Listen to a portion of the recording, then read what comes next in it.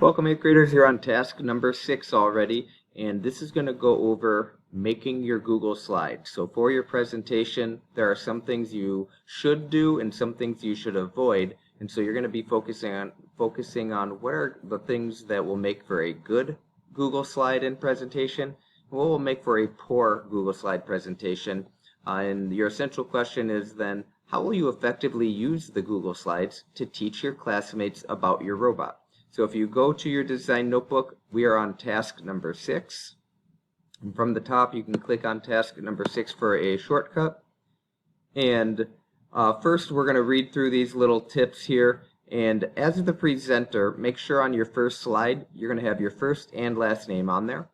And for your Google Slides presentation, do not write paragraphs. It's going to be key bullet points of your information. When you present to your audience with your Flipgrid video later on, then you can elaborate a little bit more. But again, in your Google Slides, it shouldn't be big, long paragraphs or way too much information.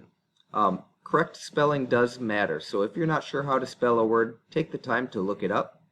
And then you want to make sure it's appealing to your audience, so you'll change the font size, the color, images, and the background. And then at the end, make sure you cite your sources. So for this activity, you're going to be looking at what makes good and bad slide presentations. So to help you answer these bullet points here, there are 2 links on the side here. So if you click on the first one, it'll take you to a website that goes over examples of things you should do and things you should not do in this case.